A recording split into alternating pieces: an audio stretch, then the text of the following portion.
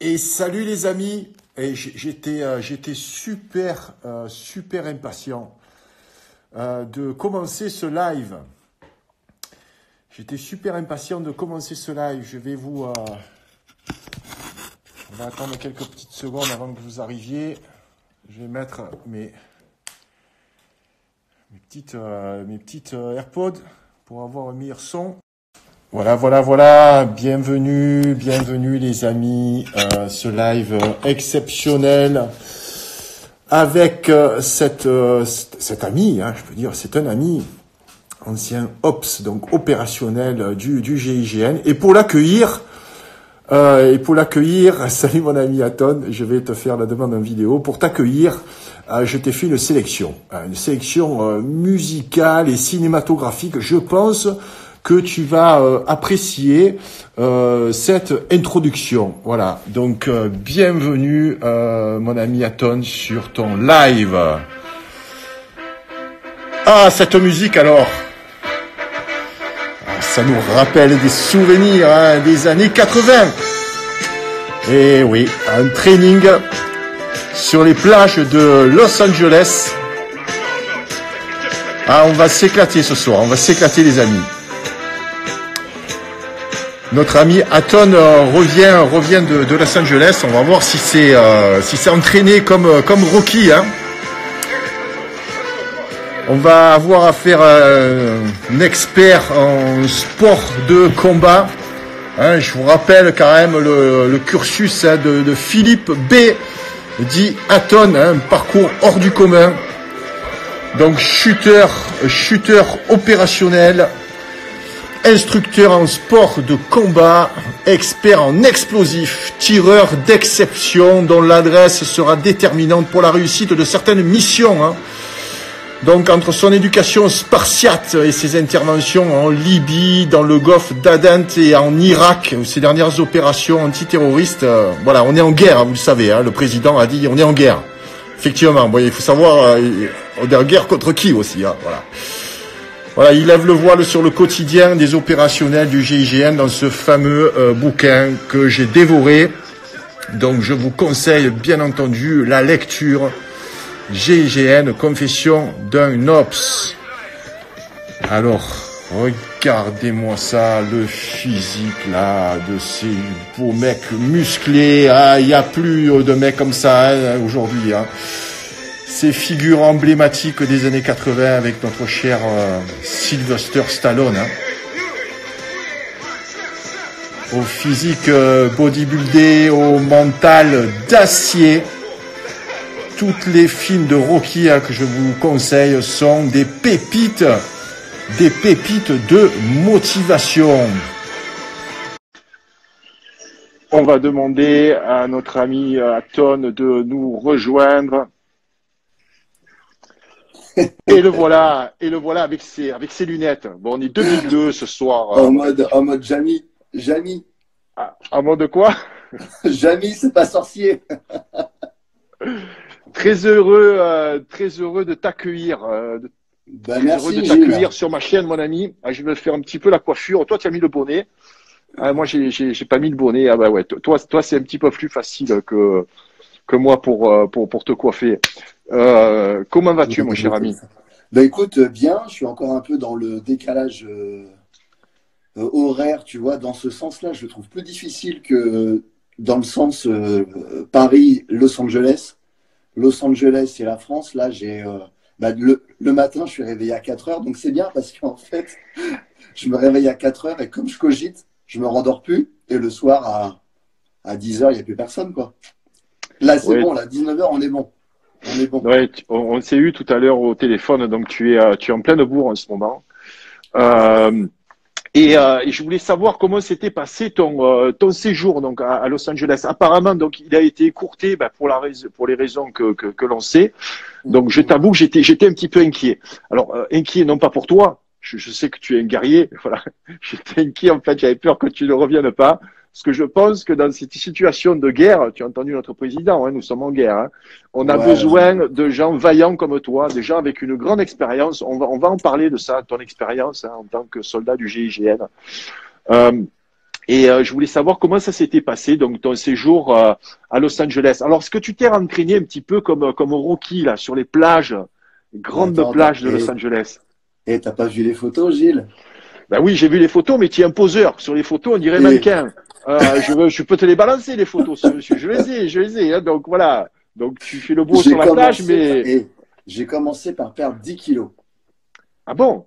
Parce qu'en fait, bah, figure-toi que j'ai chopé, je suis parti, j'avais la grippe, un rhume avant de partir.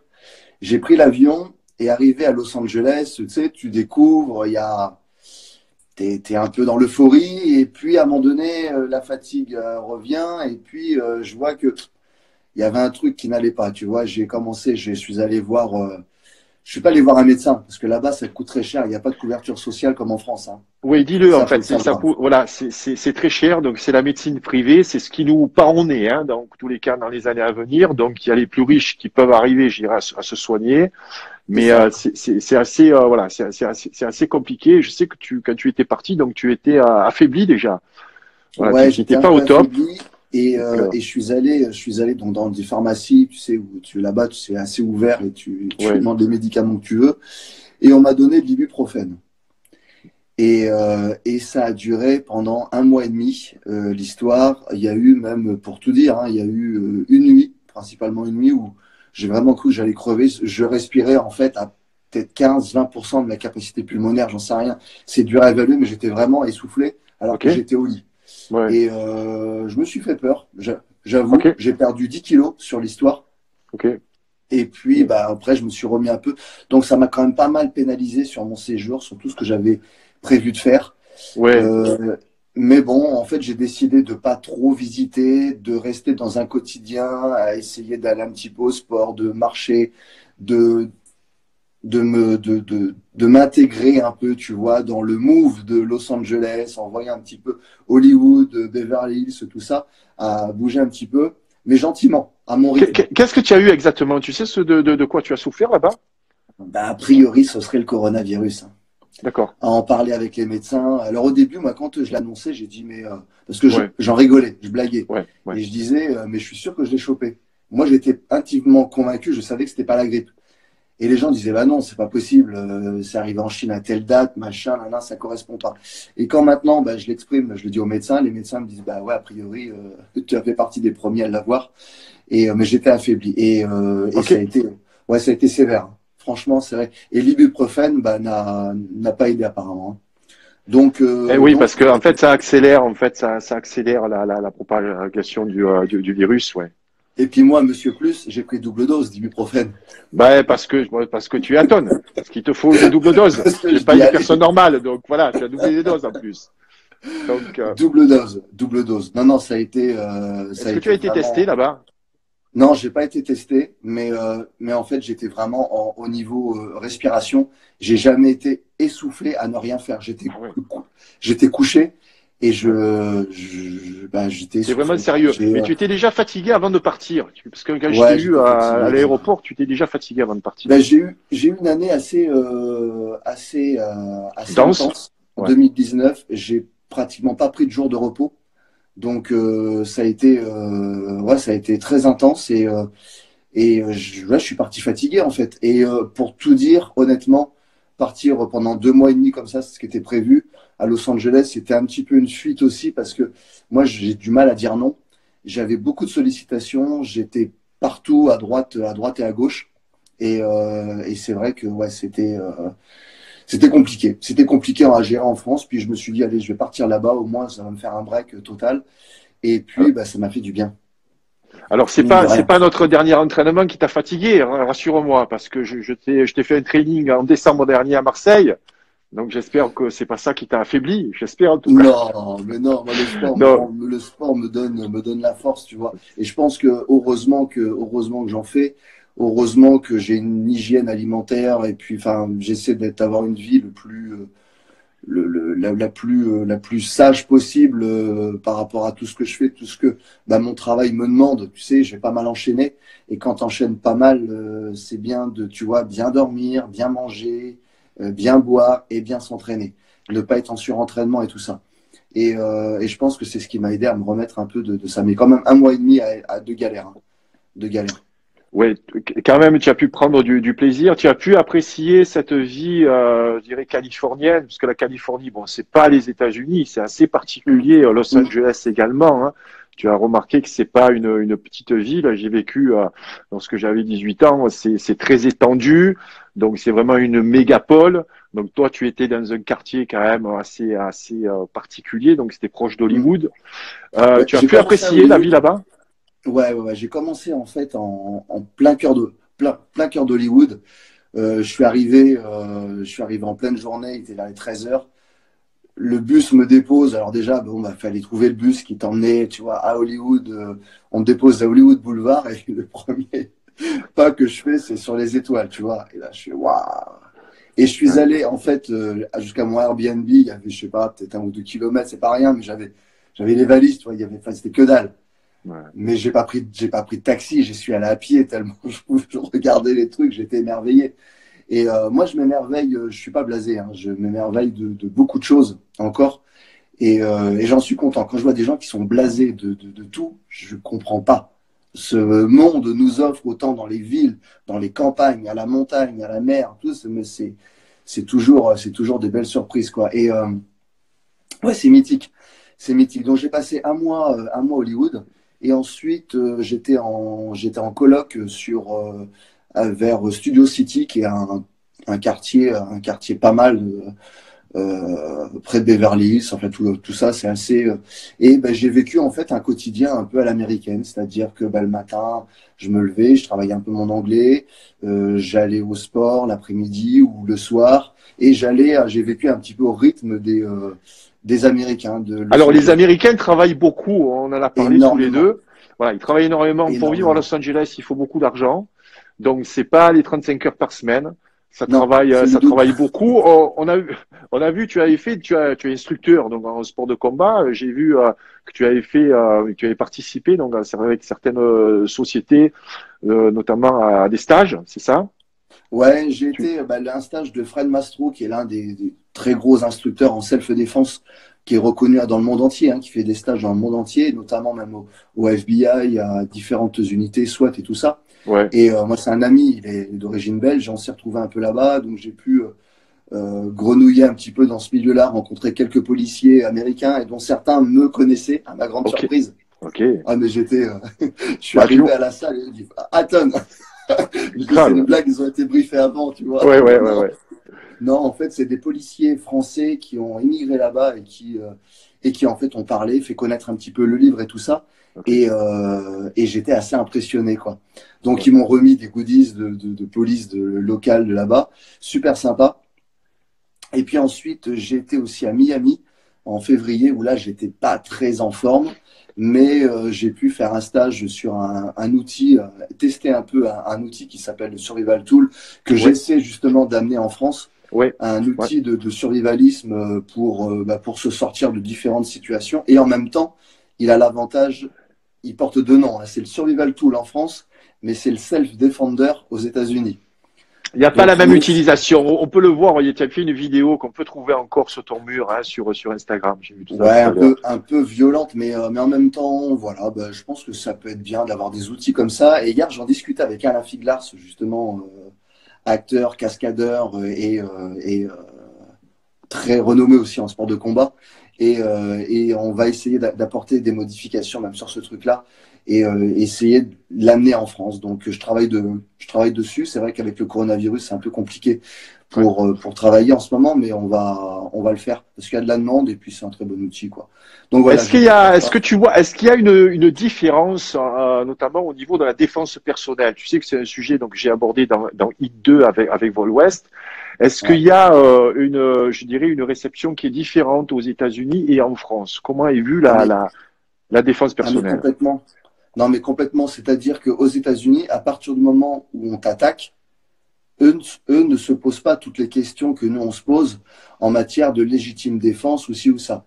Mais ce qu'il y a, c'est qu'il y a une grosse méconnaissance en France. Les gens ont peur, mais ils ont peur parce qu'ils ne connaissent pas la loi en fait. Il y a que les malfrats en France ou les gens tordus qui connaissent la loi. C'est impressionnant. Les gens qui sont dans les clous ne s'y intéressent pas. Il faut savoir que, mais je crois que je vais faire un post là-dessus. faut que je travaille dessus pour informer un peu les gens. Oui. La légitime défense offre quand même un certain nombre de droits. On a le droit de se défendre. Voilà. On n'a pas juste le droit de se faire attaquer, on a le droit de se défendre. Bon, il y a certaines conditions. Il y a un certain nombre de conditions qui ne sont pas forcément jugées pareilles aux États-Unis, et ça, les Américains le savent. Mais en France, il y a moyen. Moi, je me suis toujours tiré des situations. Hein. Bon. Ouais, si toi, tu te tires pas des situations, c'est que nous, on est vraiment dans la merde, tu vois, parce que bon. Mais t'es quand même un expert dans le domaine. Quand tu réponds à une gifle, par une gifle ou par un coup de poing et tout ça, bah après, faut savoir s'expliquer, quoi. Puis faut pas se. En France, les gens ont tendance à s'enterrer. Dès qu'ils sentent que, en fait, ils se font juge avant les juges. Ils disent, oh ben là, je suis pas dans les clous, c'est bon. Alors que non, faut se persuader de certaines choses. Je vais pas rentrer dans les détails. Non, mais comment tu expliques cette est-ce que tu as une explication à ça par rapport à je dirais, à cette différence de perception en France ou aux États-Unis? C'est une question d'éducation, je pense.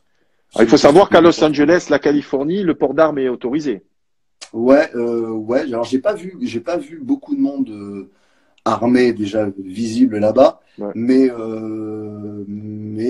j'ai des potes là-bas parce que je me suis fait des potes qui sont calibrés, et en ce moment 2 fois plus que d'habitude, parce que avec ce qui se passe là-bas, il y a une grosse montée de la violence. Donc Ah bon?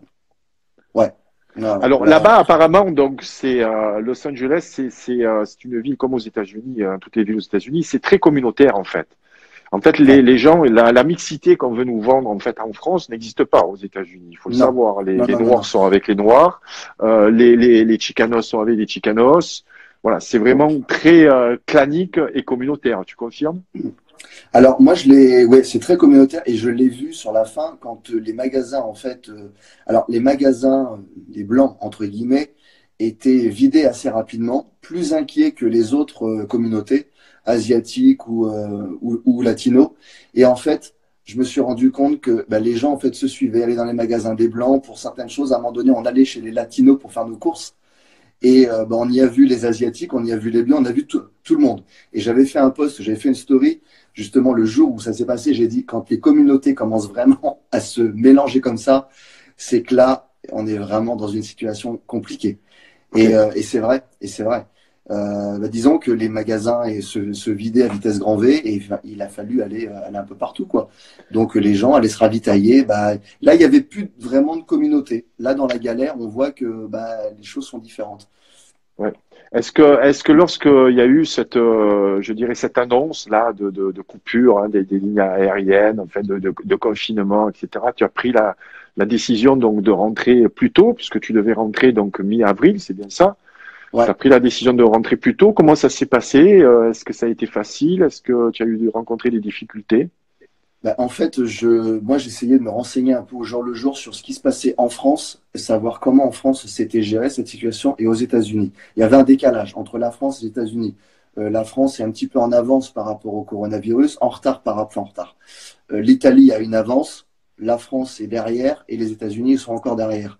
Donc, j'essayais de voir un petit peu, et il y a eu un matin, en fait, j'ai eu des infos qui me laissaient penser que si je rentrais pas ce jour-là, j'allais galérer, j'allais devoir rester peut-être 2 mois aux États-Unis. Donc, j'ai pris ma valise, je suis allé à l'aéroport, et je suis allé à l'enregistrement directement, et j'ai dit, voilà, est-ce que vous pouvez me mettre sur le prochain vol? Il y a des gens qui se faisaient refuser autour de moi. Ouais. Et je suis tombé sur une femme super sympa. Alors là, c'est pareil, quand on veut obtenir quelque chose, ouais, dans des moments de crise, ouais, il faut rester poli et courtois, surtout quand on est demandeur. Donc, je lui ai demandé très gentiment savoir si c'était possible de me mettre sur le prochain vol, que j'avais une femme et des enfants qui m'attendaient, et que voilà, que c'était compliqué, et que j'étais très reconnaissant si elle avait une place. Elle est partie pendant 10 minutes, elle est revenue, et elle m'a dit, c'est bon, je vous mets sur le prochain vol. Pourquoi il y avait des Français qui étaient plutôt arrogants et qui râlaient? Ouais, il y a des gens qui exigent. À partir du moment où, voilà, ils exigent, c'est pas de leur faute, c'est la faute du gouvernement, c'est de ci, c'est de ça. Mais c'est jamais de leur faute. Et comme c'est jamais de leur faute, ils sont tout le temps à revendiquer, à gueuler. Sauf que les gens qui sont en face, bah, ont le pouvoir de donner les places, je ne veux pas dire à qui ils veulent, mais les premiers arrivés et puis bah, Les plus sympathiques, les plus bah, bien polis, ouais. sûr. Bah, le délit de sale gueule, ça existe. Hein. Tu sais, moi j'ai travaillé en boîte de nuit. Le mec qui disait bonjour, il rentrait. Le mec qui disait pas bonjour, s'il me plaisait pas, la direction se garde le droit d'entrer dans l'établissement. Donc c'était non, merci monsieur, au revoir. Et puis voilà. Moi je pense qu'on a tout à gagner avec la bienveillance et la courtoisie. Tout à fait, tout à fait. Donc, tu as été plutôt soulagé de revenir auprès des tiens, auprès de ta famille, je suppose. Alors, soulagé de revenir auprès des miens, déçu de partir comme ça des États-Unis alors que je commençais vraiment à me sentir bien, à prendre mes marques et tout ça. C'est un pays que j'ai beaucoup apprécié. J'y ai senti une mentalité très différente de la France. Alors, en même temps, moi en ce moment, depuis début 2019, je suis rentré un petit peu dans la lumière. J'ai quitté l'ombre pour la lumière. Faut savoir que il y a beaucoup d'avantages, mais il y a aussi beaucoup d'inconvénients, surtout en France. C'est-à-dire, Les Français sont extrêmement râleurs, se plaignent de tout, et quand on commence à rentrer avec une certaine notoriété, quand on arrive à avoir une certaine notoriété, on ne s'appartient plus et les gens exigent beaucoup. Mais par contre, en retour, ils donnent pas. je parle pas pour tout le monde, hein, mais il y en a, ils disent bah oui, bah t'es connu maintenant, donc à partir du moment où t'es connu, t'es riche. Comme t'es riche, tu dois donner. Bah non, alors déjà, oui, connu, oui, ça commence. Riche, non. Et que je dois donner, bah si je veux. Alors, juste une petite aparté, je t'ai promis que je voulais en parler absolument. Tu sais que moi aussi, je suis auteur. Dis-nous combien tu gagnes par livre vendu. Environ 70 centimes. Ok, les amis. Donc, bon, parce que 70 centimes, il faut savoir que vous êtes deux. Donc, On il y est deux. a Jean-Philippe Riva, c'est ça? On est deux. C'est C'est à peu ça. près, en Hein, fait, à Philippe, deux. voilà. À deux, Jean-Luc on se Riva, partage pardon. les 12%, Voilà. parce qu'on est, on est à peu près à 50 000, enfin plus de 50 000 Donc, exemplaires, donc peut-être à 50, 60 000, ce qui est pas ce qui est mal. énorme, ce qui est ouais. énorme. Tu sais qu'à partir de 10 000 exemplaires, tu es considéré comme un best-seller. 50 000, c'est vraiment, tu fais partie du top des livres qui On sont est très, bien. très bien vendus. Je Voilà, vous êtes je ne bien. suis pas riche, mais je suis content, comblé. Ouais, ouais, et puis le livre est excellent. Et puis aussi, ta maison d'édition. Alors, j'ai eu la chance de rencontrer ton éditeur, Ouais, François. euh, François, donc Saint-Exupéry, c'est ça? Ouais. Voilà. De la famille de Saint-Exupéry. De la famille, Ouais. un neveu. Un neveu. Très, très gentil garçon, en Oui. fait. Très Non, non, il fait est. adorable. C'est aussi dur pour les éditeurs. Il faut savoir qu'un livre qui est vendu comme ça, généralement, le libraire ou le distributeur ou Amazon prennent entre 40 et 50%, hein, déjà. C'est ça. Voilà. C'est ça. Donc, C'est ceux l'éditeur qui le revendent. avance les frais, paye la fabrication, etc. Voilà. Et donc, généralement, c'est plus les distributeurs qui s'enrichissent que celui qui est à la base de l'œuvre. Donc, nous, Ouais. auteurs, hein, qui touchons en fait quasiment le plus petit pourcentage. Ouais. Voilà. On C'est referme ça. la parenthèse et la digression aujourd'hui. Donc, comment s'est passé ton retour en France, un petit peu je dirais là dans l'urgence. Quel est aujourd'hui ton analyse de la situation? Moi, j'ai l'impression bah, le peuple est divisé, encore une fois, entre ceux qui gèrent les choses comme elles viennent et qui prennent ça au sérieux et qui vont écouter les consignes et qui ont compris, qui se renseignent, qui vont chercher le renseignement.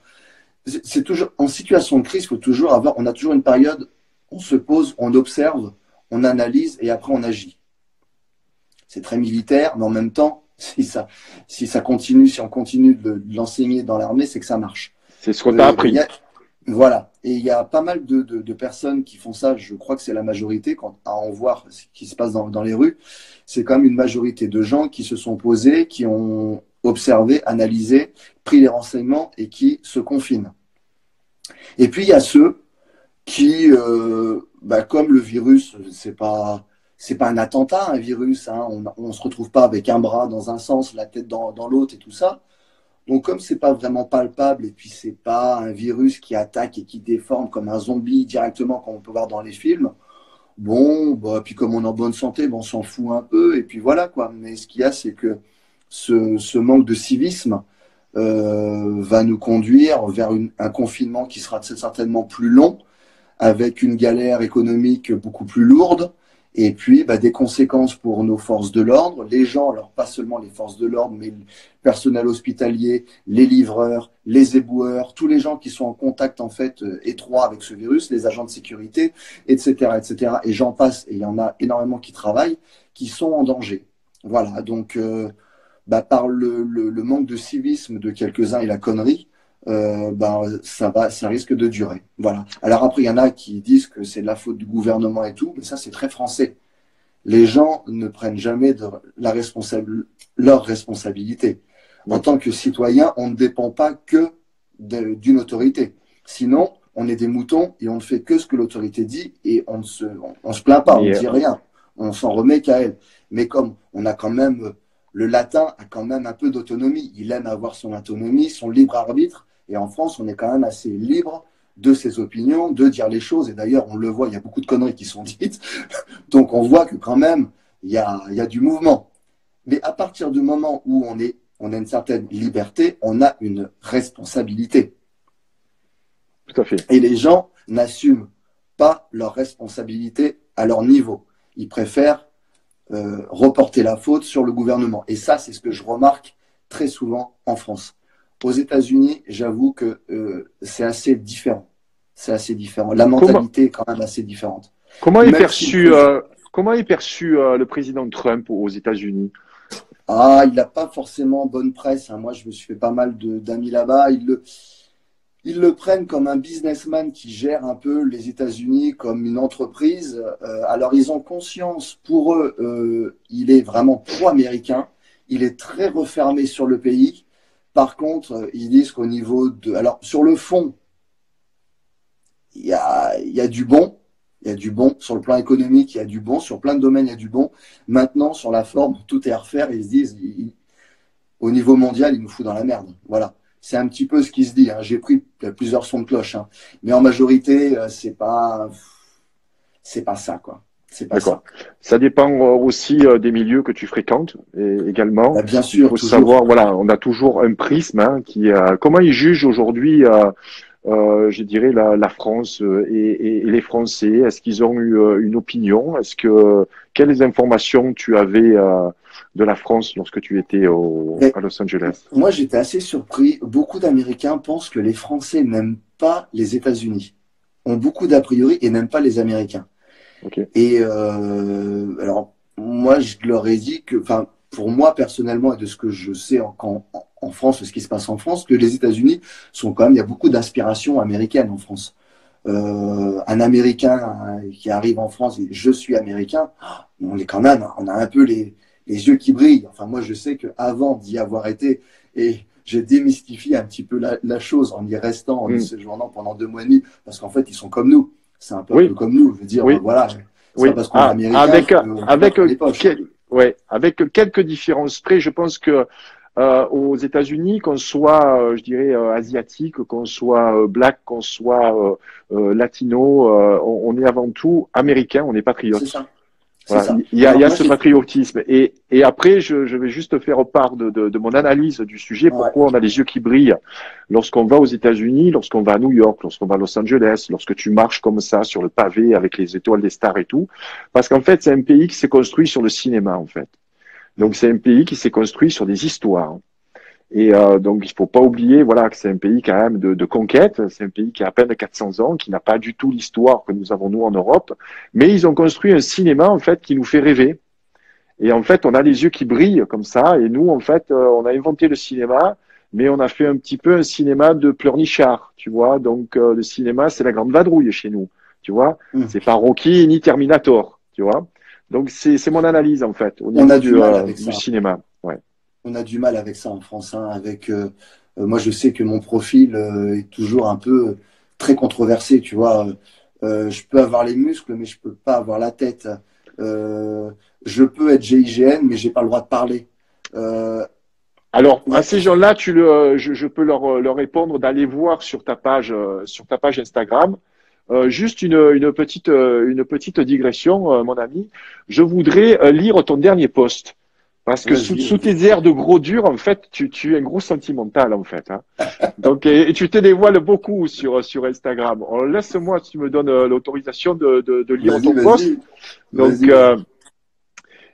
donc, je vais aller sur ta page.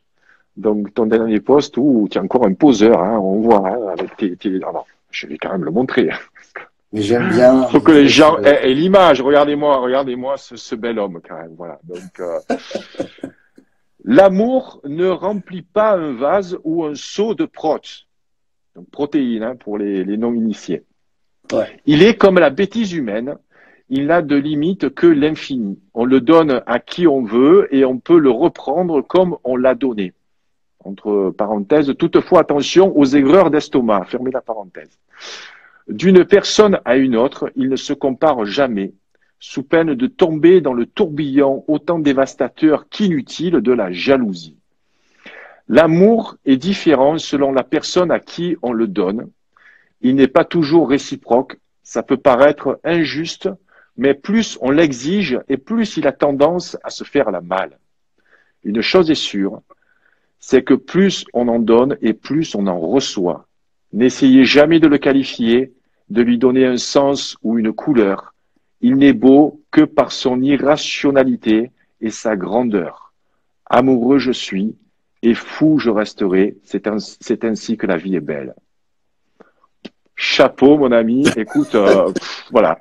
C'est un très joli post. Donc tu vois, tu reçois plein de cœurs là, de tes admirateurs sur Instagram.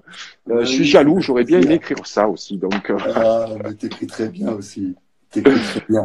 Merci mon ami. Donc je voulais vraiment. Ouais. Et t'as une bonne chape aussi. Oui, je me montre un peu moins que toi, mais je vais quand même un petit peu me dessaper parce que je vois que ça ramène des vues. Ça ramène des vues. Donc voilà, il va falloir. Ah mais tu sais, c'est flagrant. Moi, quand je mets des photos torse nu, elles me rapportent en like plus qu'une photo où je suis habillé. Hein. Voilà, mais tu fais partie en fait de ces Instagrammeurs qui ont physique et qui en profitent. Comme j'en profite également quand même. Je suis pas dupe, mais voilà, tu écris des posts quand même très intéressants. Et je t'avais suggéré hein, déjà de les compiler et d'éditer un livre parce que je trouve que tes posts, J'y pense. Tu fais bien. J'y pense. Et puis tu as une palette comme ça tu décris aussi beaucoup ton expérience et ça c'est quelque chose auquel tu tiens hein, de parler en fait de ton expérience.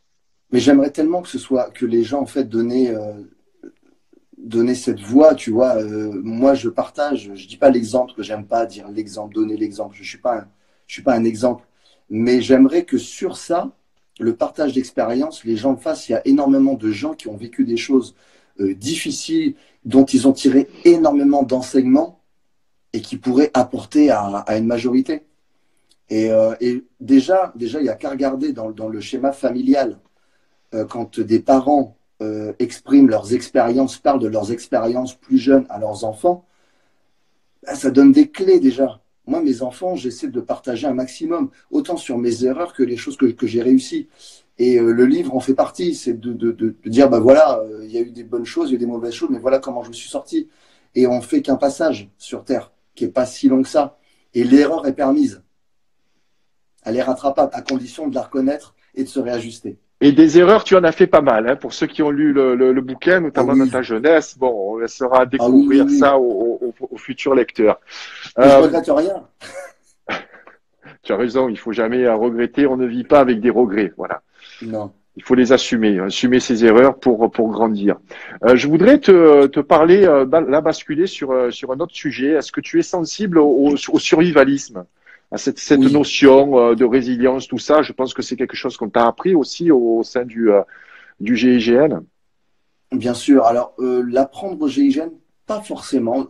On croit qu'on apprend, on apprend beaucoup au GIGN, attention. On apprend des techniques. Mais en fait, tu sais, il y a une sélection qui fait que, à la base, on doit avoir un certain nombre. Alors, c'est peut-être pas humble de dire ça, mais en même temps, c'est une réalité. Il faut avoir un certain nombre de qualités déjà, de résilience, de capacité à s'adapter, qu'on n'apprend pas. On n'apprend pas à résister au froid, par exemple, au GIGN. On est sélectionné par le froid, par la faim, par la soif, par la difficulté, par l'enchaînement, par le manque de sommeil et la capacité de s'adapter. C'est là où ça ne s'apprend pas. Et par contre, après, bah, c'est vrai que on utilise toutes ces qualités et puis bah, on affûte un petit peu l'outil que l'on est. On taille un peu la pierre que l'on est, le diamant brut. Et puis après, bah, c'est vrai qu'en fin de carrière, on est sensible à beaucoup plus de choses et notamment au survivalisme. Et on vit une période un peu de doute qui fait que, pour moi, on est obligé d'y penser. Si on veut, si on se projette dans un avenir, alors j'espère à long terme, mais on voit qu'on est quand même dans une période de doute. Autant dans les années 80, je me souviens, mes parents se projetaient de 10 ans, 10 ans plus tard, 20 ans plus tard. Il y avait un peu plus d'insouciance dans les années 80. On fera ci, on fera ça. Aujourd'hui, va te projeter même 5 ans dans le futur. Moi, je ne sais pas trop. Par contre, je crois, mais fermement, et il y en a beaucoup qui me disent, mais t'es un utopiste, et non, je crois en l'humanité. Je sais que dans l'être humain, même s'il y a 20% de la population de gens qui ont vraiment une envie de choses positives et tout ça, ils vont réussir à détourner peut-être du mal ou de mauvaises ondes d'une majorité de brebis égarées. Alors, je ne fais pas de religion, hein. Je ne suis pas du tout là-dedans. Hein. Moi, je crois en une certaine puissance, en certaines choses, mais je n'adhère à aucune religion. Après, ça, c'est très personnel. Mais je crois en quelque chose, voilà. Et je suis sûr que plus on partagera de positif, plus on tendra vers la bienveillance, vers des choses, plus je sais qu'on s'en sortira. Mais il faut avoir un certain nombre de techniques aussi pour se sortir de ça. Et c'est autant physique, technique que mental. Pour moi, c'est un triangle équilatéral. Et c'est un peu l'objet du livre. C'est un tout. Et dans le livre, tu dis très bien, je vais essayer de retrouver l'extrait, je crois que c'était à la fin, tu dis très bien que tu crois vraiment, il faut croire en soi pour ensuite croire en la force du groupe. Ça, c'est quelque chose qui t'est resté, ça, cette union avec le groupe donc du GIGN. Donc tu dois être comme ça touché par cette notion de clan hein, dont je parle dans Hit 2. Tu sais, je pense que tu as des amis qui sont proches, une certaine solidarité, des gens sur qui tu peux compter lorsque ça va mal. Mais moi, ce que j'ai remarqué, tu vois, c'est qu'on a tous, imagine, en 15 ans de carrière, on a tous nos moments de faiblesse. Et il y a des moments de doute. On est humain, qu'on soit au GIGN ou ailleurs. Il y a toujours des moments où on est un peu dans le creux de la vague. Et dans ces moments de doute, moi, j'ai remarqué que si moi, je pouvais douter de moi et que j'étais pas sûr de ce que j'étais ou ce que je suis, comment je peux croire en l'autre pour avancer? Tu vois, c'est-à-dire que si moi je suis faible, l'autre peut être faible. Si je suis fort et que je focalise dessus, l'autre va être fort et on va monter. C'est difficile à expliquer, mais en même temps, c'est ça. Si je crois en moi, je peux croire aux autres. Est-ce que pendant toutes ces périodes, notamment où tu étais donc opérationnel, tu étais en tête de colonne, donc tête de colonne, c'est le premier en fait qui va se prendre les balles, hein, donc tu as cette notion du danger. Est-ce que tu penses que nous, enfin le commun des mortels est préparé à ce genre de choses, ce genre de situation, à ce confinement? Quels sont les dangers pour toi? Du confinement, de la période actuelle? Justement, ça va être, il y aura encore des gens qui vont en tirer du positif, c'est-à-dire qui vont réussir psychologiquement, physiquement, à se sortir de cette situation difficile. Attention, le confinement, ça n'a rien de compliqué. On n'est pas enfermé. C'est psychologique. C'est psychologique. Le mot confinement a amené des tas de choses. Regarde, il y a des gens, il y a des geeks, j'ai vu une photo il n'y a pas longtemps, tout va bien, ça fait 45 jours qu'on a confiné, les geeks ne s'en sont pas encore aperçus. Ouais. C'est-à-dire que certains, ça n'a rien changé vraiment à leur quotidien, quoi. Pour certains, je ne parle pas de la majorité, hein. Mais non, c'est juste, on doit rester confiné. Quelle valeur on donne aux mots, en fait, c'est ça. Qu'est-ce que ça implique? Le confinement n'est pas la prison. Ou alors on est dans une prison dorée parce qu'on est chez soi, en famille. Ça ouvre en fait des possibilités. Et il faut le prendre comme une chance. Il y a deux manières de le prendre. Soit c'est une sanction, qui vient, sanction divine, sanction du gouvernement, du complot, c'est pas de ma faute et on me confine, on me met en prison, ou alors, oui, je vais perdre de l'argent parce qu'on en est tous là, hein, on va tous perdre de l'argent, plus ou moins. Certains vont en gagner sur ce truc-là, et tant mieux pour eux, et certains vont en perdre. Mais ce qui prime, c'est la santé. Sans la santé, on ne gagne pas d'argent, de toute façon. Donc, il faut être raisonnable à un moment donné. Mais en tout cas, il faut prendre les choses comme elles viennent et essayer d'être philosophe et de s'ajuster à la situation. On dit dans l'armée, c'est le terrain qui commande, c'est la situation qui commande. Moi, c'est pas moi qui commande quand je sors dans la rue, c'est pas moi qui commande mon environnement. Je peux influer sur certaines choses. Si je veux le pain gratuit, je prends un flingue ou je menace le boulanger, je l'aurai gratuit, mais il y a des conséquences derrière. Là, quand on sort, là, le virus, on ne le maîtrise pas. C'est lui qui commande. Et le fait qu'il commande fait que voilà, ce qui en découle, la conséquence, c'est qu'on est obligé de se confiner. On doit s'adapter à ça. Et c'est ça l'intelligence. C'est ceux qui vont s'adapter et ceux qui ne vont pas s'adapter. Alors, c'est ce qu'on vous apprend vraiment au GIGN, en fait, de vous adapter aux situations. Parce qu'en fait, vous recevez des ordres lorsque vous partez en mission. Mais en fait, vous êtes une des rares unités d'élite comme ça qui peuvent prendre des décisions parce que selon, en fait, comment tourne, en fait, la situation. Et vous vous adaptez à ça. Alors, en fait, sur le terrain, on a la situation de crise qui est elle qui commande réellement. Et on a les politiques qui, eux, croient commander. Et nous, on est au milieu. Et en fait, ce qui se passe, c'est que nous, on est face à la crise et tu sais, c'est toujours au pied du mur qu'on voit mieux le mur. Et on essaie de faire remonter les informations aux autorités, mais eux, qui croient commander, croient gouverner, croient pouvoir tout diriger, nous donnent des directions, des ordres. Et nous, on doit les adapter. Donc, en fait, le GIGN, quand on dit gestion de crise, c'est on gère deux crises, en fait. La crise du terrorisme ou du forcené du terrain, et la crise, en fait, psychologique, médiatique, politique, tout ce que tu veux, diplomatique, des politiques. Et c'est là où on voit que c'est un métier qui est extrêmement difficile, aussi bien pour les officiers qui gèrent entre les politiques et nous, les opérationnels, et les opérationnels qui gèrent entre les officiers et les terroristes.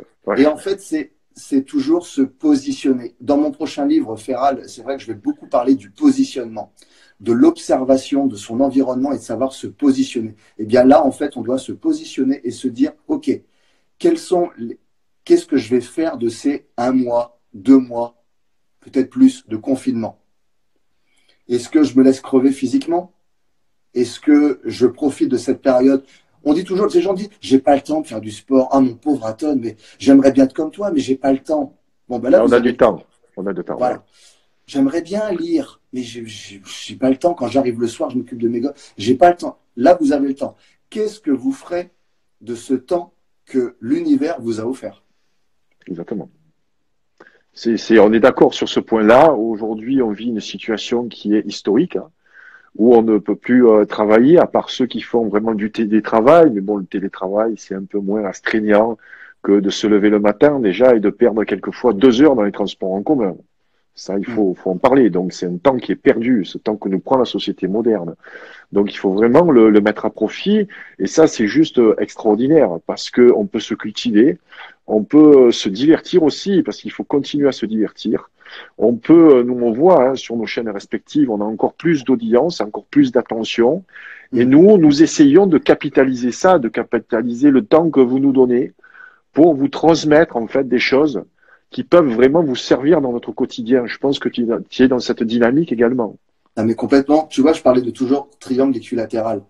Pour moi, il y a le travail physique, le travail mental et la détente. En fait, si tu n'es pas détendu, tu vois, si tu es fatigué, tu peux pas t'entraîner physiquement.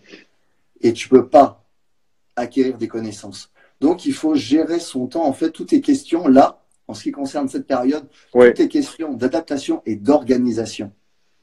C'est-à-dire que moi, tu vois, j'écris beaucoup ce que je projette de faire, les objectifs. Je me fais en fait un peu, j'ai écrit le matin, 8 heures, j'ai prévu de me lever à 8 heures. En fait, je me lève à 5 heures. Oui, parce que parce que je suis tu as le encore dans jet le truc. lag, tu as le jet lag, mais tu vas vite reprendre le rythme, tu vas voir. Mais c'est bien, c'est tellement Ouais. bien. Et je vois Eh le oui, lever du soleil, chose eh que je oui, voyais c'est pas depuis magnifique, longtemps. hein. C'est magnifique, hein. Je vois que le ciel devient bleu, je vois des oiseaux que je ne voyais pas. Voilà, Tu as maintenant, eu, t'as eu une observation intéressante sur ta dernière story où tu as photographié en fait le ciel qui est bleu, il n'y a pas une le traînée ciel de bleu, chemtrail, en fait, il est bleu pur sans nuages et des oiseaux, j'en avais jamais vu autant. et le silence. Est-ce que tu as observé le silence? Ah Est-ce que ouais, tu ah as mais moi je. entendu? Donc, on pourrait se poser la question à savoir que l'homme, quand il n'est pas dehors, quand il ne sort pas, sans l'homme, le monde, la nature s'en sort pas trop mal, hein. La nature, ça sortira toujours. C'est nous qui sommes le Ah, virus, en fait. ah, mais nous, on est un virus, on est un virus. Après, moi je pense qu'on peut apporter de bonnes choses à la nature si on en est conscient et reconnaissant et qu'on sait se positionner. Encore une fois, le positionnement, moi face à la nature, je sais que je suis rien. Quand je vais me baigner dans l'océan, je sais que l'océan peut m'emporter quand il veut. Quand je vais à la montagne, je sais que la montagne peut m'emprisonner avec de l'orage, avec tout un tas de choses comme elle veut. Je dis pas qu'on est rien, mais on est peu de choses. Et alors on dit que je suis pas humble, hein. Souvent on me reproche mon manque d'humilité. Alors peut-être, mais en tout cas, face à la nature, face aux hommes, je suis peut-être pas humble, mais face à la nature, je le suis, parce qu'elle sera toujours plus forte. Est-ce que moi je trouve pas que tu ne sois pas une personne humble, au contraire, par rapport, je dirais, à tes énormes qualités, on peut te reprocher cette mise en avant très souvent, et ça tu peux en témoigner, hein, les anciens du GIGN voilà, se montrent très peu en lumière en fait. Mm. Il y a un gros problème de reconversion aussi lorsque vous quittez le groupe. Ouais, faut peut-être voilà parler aussi de ça. Mais toi, tu as choisi de te mettre en lumière et puis tu es un amoureux du cinéma. Donc tu sais que voilà, forcément, tu vas te mettre en avant et on va te le critiquer.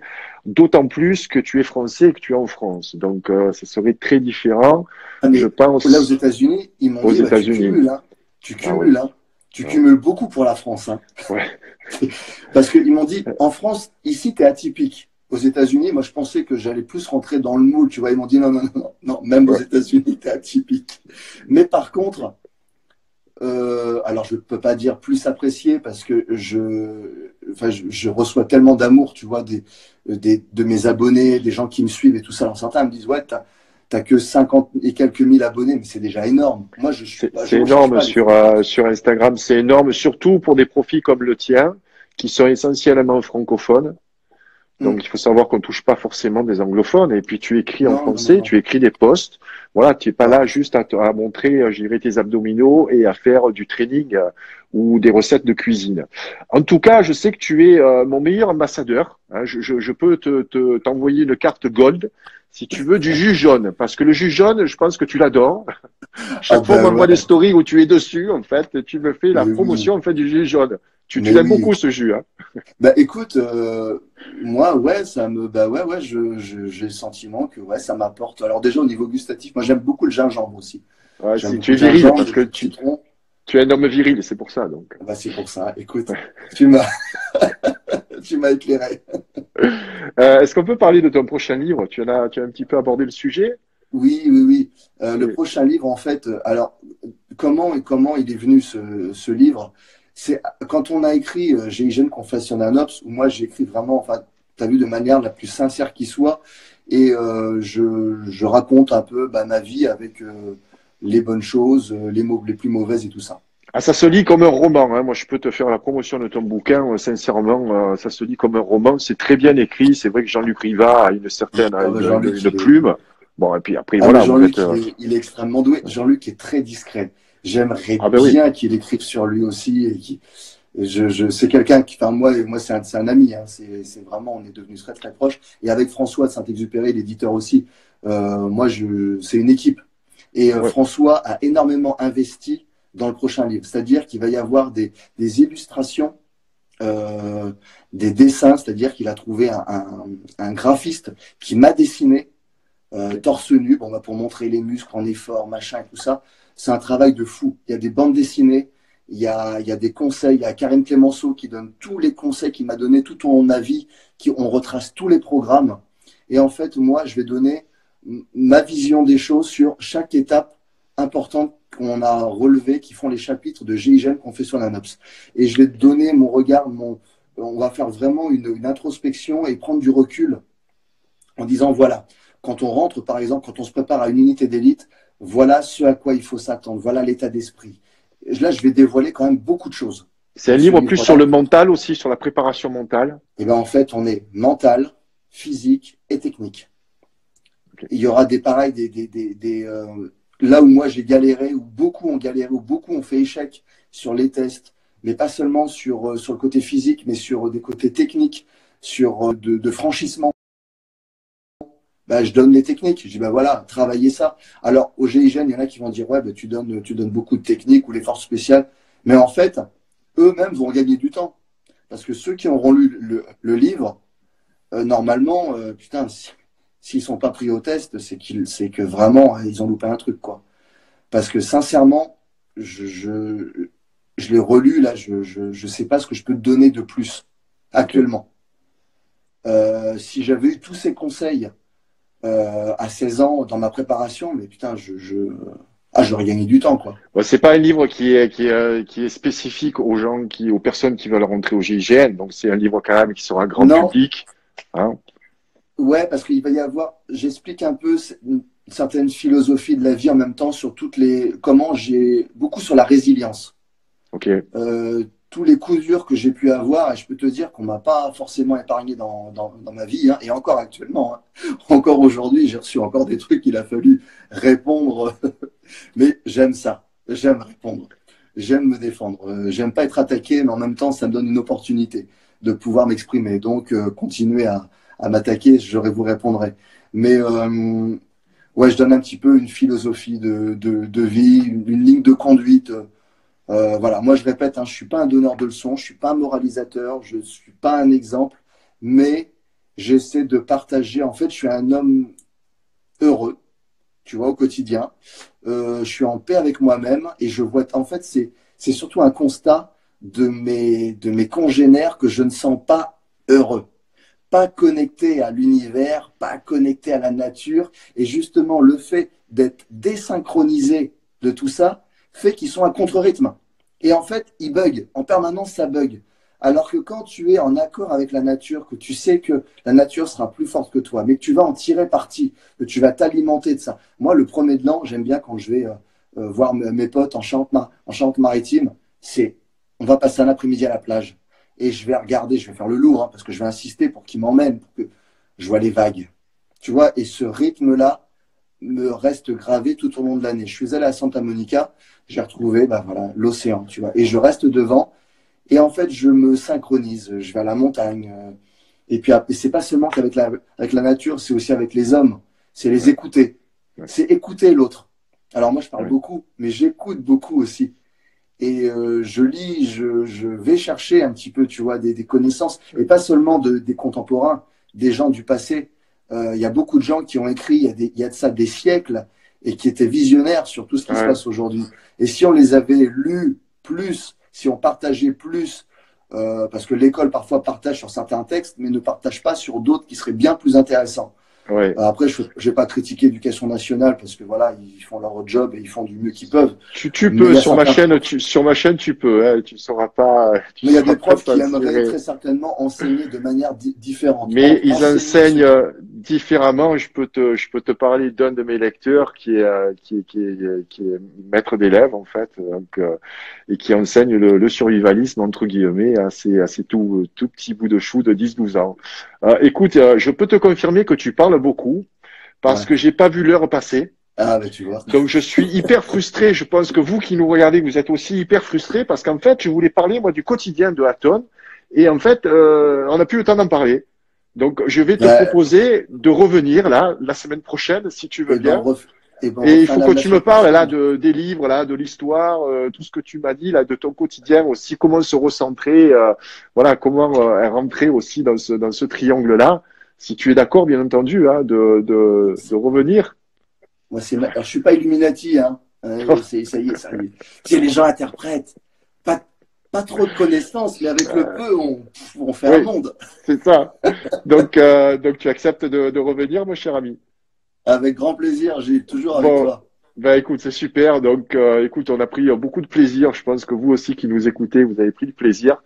Et on a hâte que que tu reviennes pour faire la suite de ce live. Merci beaucoup de nous avoir écoutés. Avec plaisir. Je Vous vois avez les été questions nombreux. pour le livre. La sortie est décalée, malheureusement. Alors, La on va sortie est checker les décalée à questions juin. si tu veux, chacun de l'autre côté. On va les voir donc en différé. Peut-être donc on y répondra lors du prochain live. Tu es d'accord Ouais, là-dessus? ouais, ouais, avec plaisir, on leur Bon, répond. écoute, mon ami, prends soin de toi et de ton clan. Voilà, sois Merci, toi prévoyant, aussi, mais Gilles. mais je sais que que tu l'es de toute façon. Toujours, toujours. Je prévois toujours le meilleur comme le pire. Salut, salut à toi. Merci beaucoup. Salut Salut, les Gilles. amis. Salut Ciao. les amis. Salut, salut à tous.